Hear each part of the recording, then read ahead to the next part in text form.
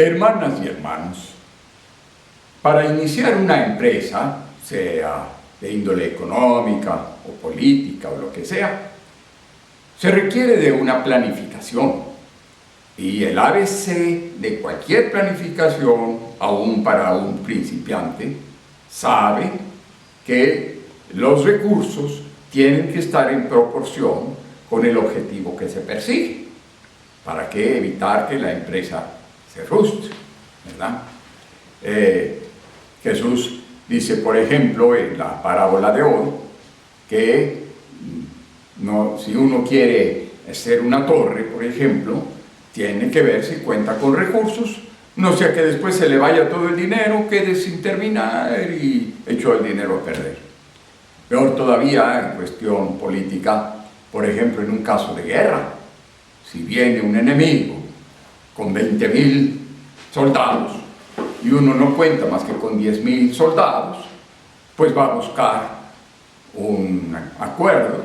Dicen que más vale un mal acuerdo que no un mal pleito, ¿verdad? E igualmente sucede en toda forma.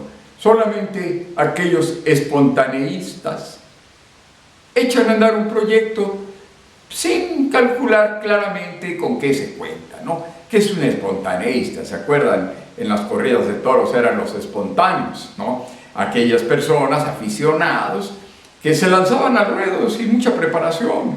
A veces hay algunos espontáneos que hacen un buen faenón, pero lo más seguro es que no hagan sino el ridículo, o algo peor. Pues bueno, si esto muchas veces no funciona así.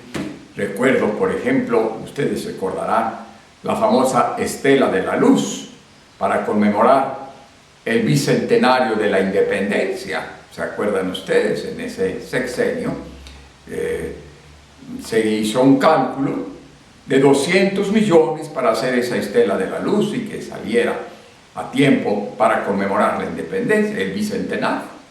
Resulta que se terminó 2 años después y a la hora de los costos salieron en 1.500 millones. Eso es algo irresponsable que merecería desde luego una sanción, ¿verdad? Bueno, si esto procedemos nosotros en nuestros proyectos humanos, ¿cómo serán en los proyectos espirituales? En el día de hoy, el libro de la sabiduría nos dice: ¿qué hombre conoce los planes de Dios? ¿Quién comprende lo que Dios quiere?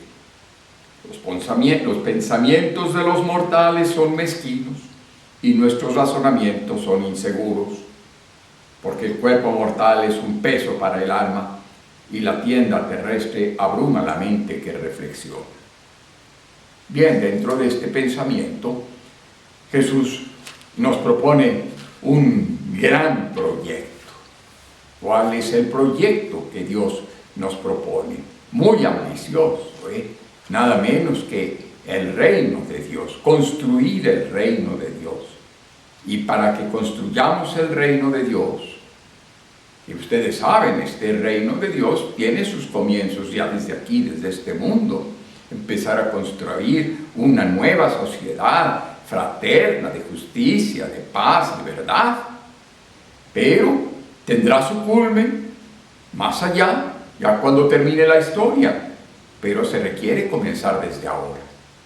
Y esto requiere contar con recursos suficientes, seguidores que construyan el reino, colaboradores de Jesús en esta tarea.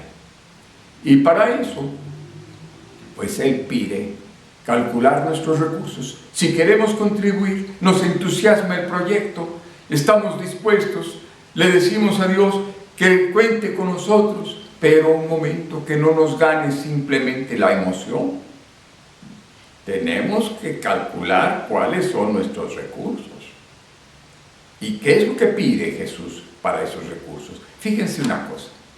Jesús, para su proyecto no le interesan mucho los números, A veces nosotros, religiosos, nos faltan las vocaciones y los promotores de vocaciones se ponen un poco nerviosos porque nuestros institutos vemos que contamos con poca gente y no vamos a poder hacer nuestras obras, y entonces empezamos a ver cómo hacemos para atraer personas y candidatos. No, a Jesús no le interesan los números. Creo que Jesús, si hubiera sido un promotor vocacional para nuestros institutos religiosos, hubiera sido un pésimo promotor, ¿verdad? ¿Qué pide? Pues no pide muchos números, muchas personas. Necesita, aunque sean pocos, pero ¿con qué recursos contamos? Casi nada. Fíjense lo que dice Jesús. ¿Sí?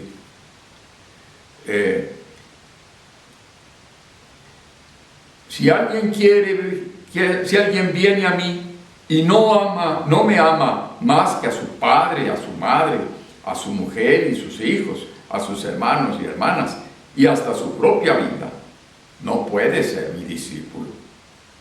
Quien no carga con su cruz y me sigue, no puede ser mi discípulo. Pide prácticamente todo. Una entrega total, la pasión por el reino de Dios. Jesús cuenta con pocos, pero que sean apasionados del reino, que entreguen todo, que cuenten con su entusiasmo para construir este proyecto, este reino de Dios desde aquí, desde la tierra. Y aunque sean pocos, pero con ellos será mucho más fácilmente que no contar con muchos a medias tintas, que lo único que van a hacer es entorpecer y hacer fracasar ese gran proyecto, porque el reino de Dios sufre violencia. El reino de Dios cuenta con mucha oposición. Así pues, hermanos y hermanas, si escuchamos en nuestro corazón una llamada de entregarnos al reino de Dios, cualquiera que sea nuestra condición, está abierto a todos. Pero antes de decir que sí, no vayamos después a arruinar nuestra vida y que nos quedemos sin la pasión por el reino, que frustremos nuestras ambiciones y al mismo tiempo hagamos fracasar la obra. Antes de emprender y aceptar este camino, veamos si estamos dispuestos, si nuestros recursos están en proporción a esta gran obra sublime, atrayente y apasionante. Ojalá que entre ustedes haya algunos, que ojalá que sean varios, que estén dispuestos a eso y que nos entreguemos con pasión.